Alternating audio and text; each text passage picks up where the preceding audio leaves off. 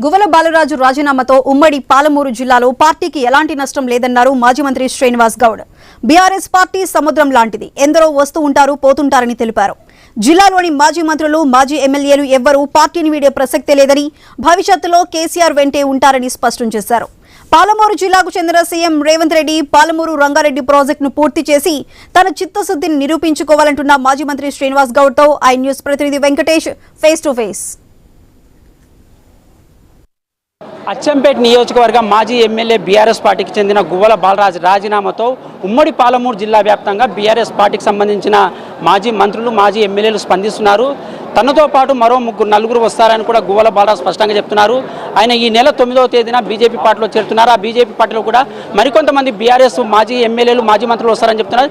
దానికి సంబంధించి మాజీ మంత్రి శ్రీనివాస్ గౌడ్ మన దగ్గర ఉన్నారు. ఆయన అడిగి తెలుసుకునే ప్రయత్నం చేస్తారు. చెప్పండి సార్, మీ బీఆర్ఎస్ పార్టీకి సంబంధించిన గువ్వల బాలరాజు 2 సార్లు ఎమ్మెల్యేగా గెలిచిండు మీ పార్టీ పైన. దాంతోపాటు ప్రభుత్వ వీపుగా కూడా పనిచేసిండు. కేసీఆర్ కూడా తన అనుంగ శిష్యుడుగా భావించుడు. కానీ ఒక్కసారిగా రాజకీయాల్లో ఆయన పార్టీకి రాజీనామా చేయడం ఎలా చూస్తారు బీఆర్ఎస్ పార్టీ నుంచి?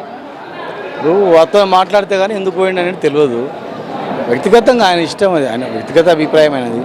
ఆ నియోజకవర్గంలో ఏం పరిస్థితి ఉందో, అంత ఎందుకు పోయిండు అనేది ఆయనతో మాట్లాడితే కానీ తెలియదు. అది వేరే చాలామంది కూడా అడిగిన వెళ్తున్నాను పుకార్లు వస్తున్నాయంటే, మరి జనార్దన్ రెడ్డి గారు లేదు నేను ఎట్టి పరిస్థితిలో పోను అని అన్నాడు.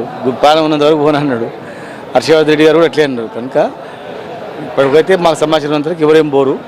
వారిని మాట్లాడితే కారణాలు ఏంటని తెలుస్తుంది. వ్యక్తిగత అంటే గతంలో నాగర్ కర్నూలు నియోజకవర్గం నుంచి ఆర్సీ ప్రవీణ్ కుమార్కు తనకు తెలియకుండా ఎంపీ టికెట్ కేటాయించారు. అందుకోసమే తన పార్టీ చిన్న చూపు చూస్తుందని ఆయన స్పష్టంగా చెప్తున్నారు. నాకు తెలియదు. ఇప్పుడు చెప్తే ఒకసారి మాట్లాడితే కానీ కారణాలు తెలుస్తాయి. ఇంటి మాట్లాడకుండా ఊహాజనితం అన్నికి రాదు కదా. అంటే బీజేపీ పార్టీలో చేరితే ఇంకా 3-4 కూడా ఖచ్చితంగా నా ఎంబడి వస్తారని చెప్తున్నాడు ఆయన. చెప్తున్నప్పుడు ఆయన్నే అడిగి ఎవరెవరు వస్తారు. నాకు తెలిసిన తరగతి అడిగినా ఎవరు పోమని చెప్పింది. గువ్వల బాలరాజు మీతోటి కూడా చాలా అత్యంత సన్నిహితంగా ఉండేది. ఆయనతోటి మనం మాట్లాడారా పార్టీ ఎందుకు వీడుస్తున్నారని? ఖచ్చితంగా నాకు సన్నిహితుడు, నాకు తమ్ముళ్ళలాగానే ఉండేది. మరి 15 రోజుల నుంచి మాకు కాంటాక్ట్ లేడు. ఆయన ఎక్కడ జపాన్ పోయిండు, తర్వాత ఎక్కడో డెహ్రాడూన్ కూడా పోయిండు. వచ్చిండు, నాకు తెలియదు యాక్చువల్ వచ్చిన సంగతి. నేను టీవీలో చూసుకొని ఇమ్మీడియట్గా ఫోన్ చేస్తే నాకు అందుబాటు రాలేదు. మాట్లాడితే తెలుస్తుంది. ఇప్పుడు పార్టీలు మారుతుంటారు.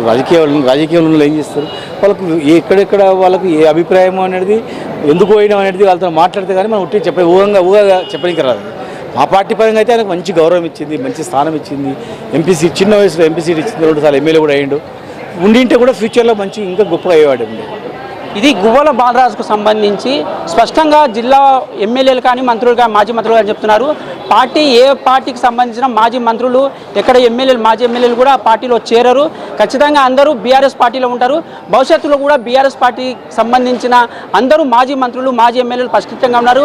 కార్యకర్తలు కూడా ఉన్నారు. ఇప్పుడు కూడా ఉమ్మడి మామనాడు జిల్లా చూసుకుంటే కూడా పాలమూరు రంగారెడ్డికి సంబంధించి 90% పనులు బీఆర్ఎస్ పార్టీలోనే జరిగాయని శ్రీనివాస్ గౌడ్ స్పష్టంగా చెప్తున్నారు. మామనాడు నుంచి వెంకటేష్, ఐ న్యూస్, మహబూబ్ నగర్.